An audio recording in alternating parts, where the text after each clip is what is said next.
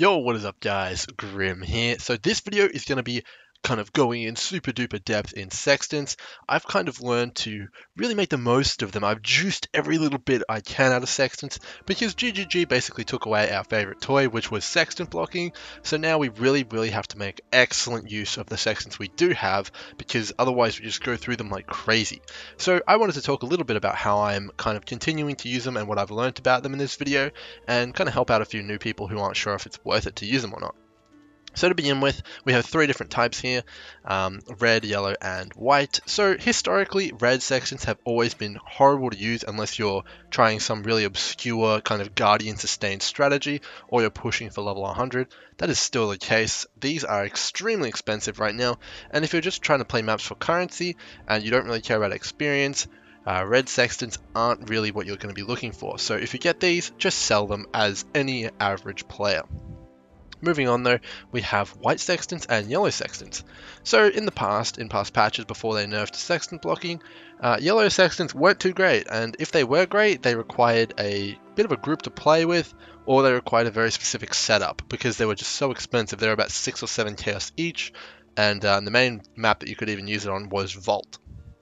So historically, yellow sextants haven't been very good, but in this patch, we have a very interesting situation where white and yellow sextants are pretty much the same price. So these sextants are very good to use. You're basically always going to make your money back, and if you're playing in a group, you're definitely going to make your money back, and it's definitely worth using these. But when you're playing solo, you do have to play a little bit more economical with them so that you do eventually get everything out of those sextants you're using, and you don't blow a lot of currency on it. So that's what we're going to be talking about right now. And to do that, I'm going to show you a website here. This is my website, and we recently added all the sextant modifiers to the website. So we're going to go through these, and I want to just talk about a few of them. So the ones here on the website, which you can find in the description down below, in green, these ones have always been good. They've just always been amazing, and we've got Abyss in here, which got it recently added. These ones just add additional stuff to the map, or they add like things in there which will give you more currency. So like we can see the barrels here. We've got monsters, abysses, breaches. All these things come from white sextants. So that's really important to note.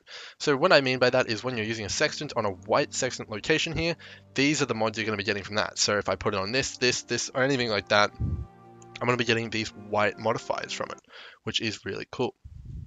So the ones I wanted to talk about are the map boss drops an additional map, mirrored monsters, and you take no reflect damage, quality here as well on maps, and there's one more here, 30% increase item quantity, pack size, and items drop identified in unidentified maps. So previously, with these modifiers, I wrote them off as bad. In all my other sextant videos, I said these were terrible, and they pretty much weren't worth doing. So I did have a very good reason for that is because we could block out so many mods using sextant blocking, which is no longer relevant. You could kind of take all these out of the pool and just run the additional mobs on your map, and that was really good.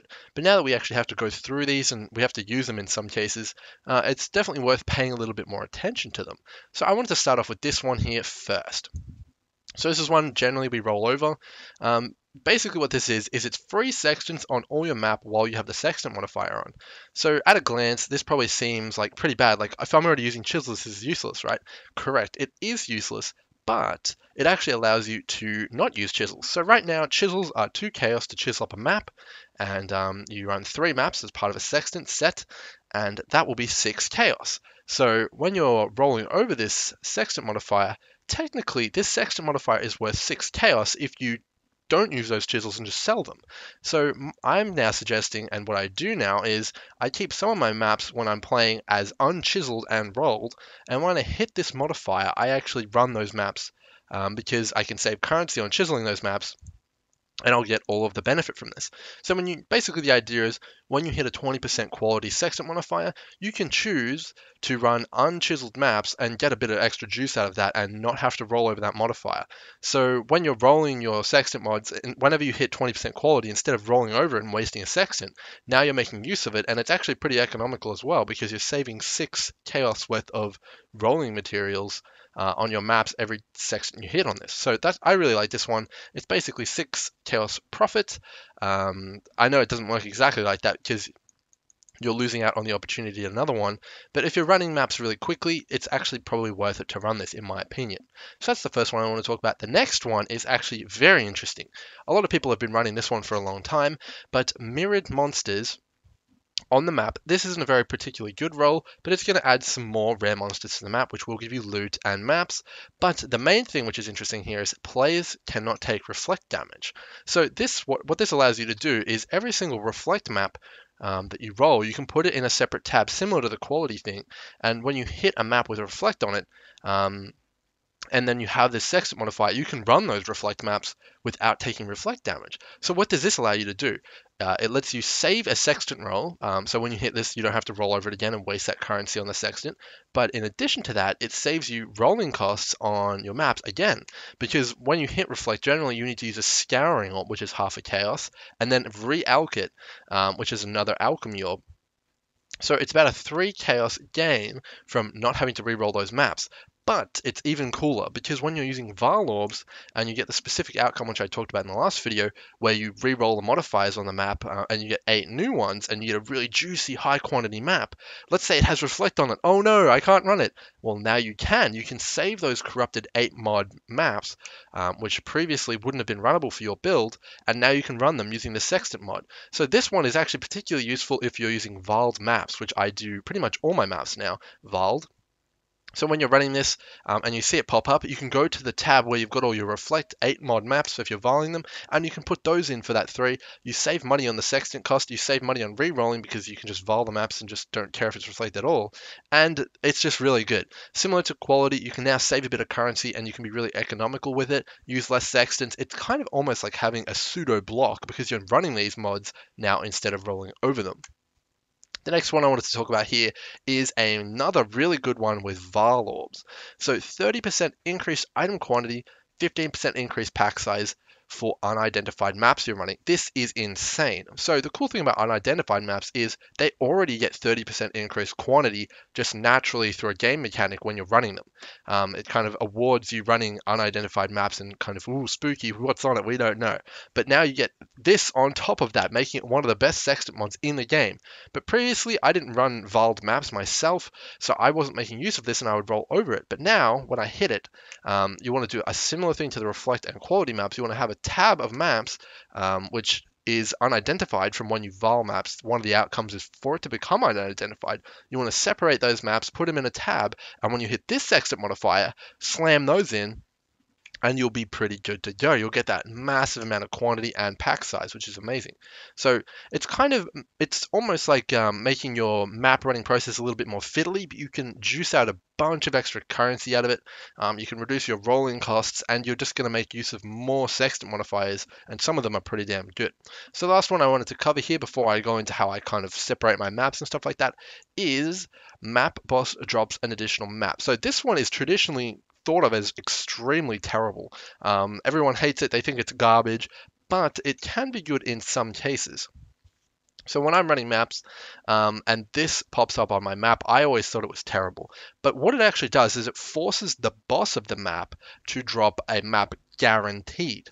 So the mechanics behind this kind of make it better than it seems. So a map boss has the ability to drop a map which is plus 2 tiers higher. So if I'm running a tier 13, it can drop a 15. Tier 14, it can drop a 16. And map bosses generally do drop higher tier maps on average than other monsters from my experience. So running this is going to net you 3 guaranteed maps from every map you run. So when you get the sextant modifier, 3 maps. Depending on what map you're running will depend on how much currency you'll make off this. So let's say we're doing shaped tier 14 maps. If I get the sextant modifier and I kill the boss, it has a chance to drop more tier 14 maps, maybe a 15 or even a 16 map or something like that. But it also does have a chance, obviously, to drop useless white tier maps, but the chance is there to gain a high tier map. So my argument for keeping this sextant modifier on the map pool is obviously you save the price of rolling over it every time you have to sextant a map, but also you can drop a high tier red map if you're doing those, or maybe a coveted white tier map like a Burial Chambers, which is worth a few alchemy orbs. But let's say you're running those high tier maps. If you get a red map, especially near the start of the league, those things are worth 5 to 10 chaos. If you're running very high tier maps and you get an extra Guardian map, that's worth like 25 chaos or something, or rather near the start of the league. So I have played around with this a little bit. I've never not felt satisfied with the results from this. I've always gotten a map back which I thought was worth the investment. So it's kind of opportunity cost really with all these sextant modifiers. The idea is re-rolling it worth losing that currency, and then am I going to gain a better mod from having one of these green ones up here, or is it worth just smashing out the 3 maps which have this mod, gaining its benefit, and then will that be worth it? I think for all the ones I've mentioned here, like the map one, you could gain 30 chaos if things lined up perfectly and you got really good maps off the boss every time.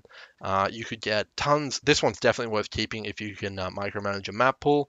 And then obviously we also have the quality, which is, if you work it out, pretty damn efficient, as long as you're not minding kind of forgoing using chisels in some maps. If you're playing in a group, this one's probably worth rolling over, but solo, you save a lot of currency on chisels, and you're still getting that increase in map returns and loot. And then the reflect one I think is definitely worth using. It lets you run those corrupted maps which have reflect on them and stuff like that. So I kind of want to go over it in game now. So now that we know what mods we're trying to keep, I think I just really do want to talk about yellow ones as well. So the website here lets you show yellow ones as well. So we can see here Sextant type yellow. There's a few ones here, but there's no real impact ones. The only one that I wanted to talk about quickly is this one. In theory, you could run corrupted maps with temporal chains a bit faster, but this is kind of really, it doesn't actually add any value to the map. It just makes you run cursed maps a little bit quicker. I don't think it's worth keeping this mod. This is one I would roll over still. A few people have suggested that it's worth it, but I don't think it's quite worth keeping this mod here. So just the ones, if you're using the website and you're trying to figure out which sextants you want to roll, all the green ones, and then I would suggest running this one. I would suggest running this one, and then obviously these two. This one you're going to have to consider yourself. But yeah, just test it out. So we'll go into the game here. And what you can do is you can set up your normal map pool here with valid maps, which are runnable and good. And then you can set up reflect map tab here, which will have a bunch of reflect maps in here, which you can run when you have the reflect sextant modifier on there. So you whack those in. And then you could also have a tab of out non-quality ones if you wanted to run that way, as well, to throw in there when you get the quality sextant. And then finally, you would also have your unidentified map tab as well for when you get those unidentified maps, and you get the sextant modifier for that. So the idea behind my kind of new theory on sextants, well, not really new, is that you juice out every single little bit you can out of your sextants so that you're making the most of the currency that you're investing in your maps, and you're not kind of throwing it away just trying to roll to get even better maps when you don't need to. So clear speed is king here. If you can get through maps a little bit faster and spend less time rolling, and you're actually making better use and more efficient use of your currency, I think overall you'll make more currency in the end game. And that's kind of going to be my strategy moving forward. Instead of trying to maximize profits by getting the best sextant mods, I'm going to minimize expenses and try and just get a little bit more value out of every single map. It's been working for me pretty well so far.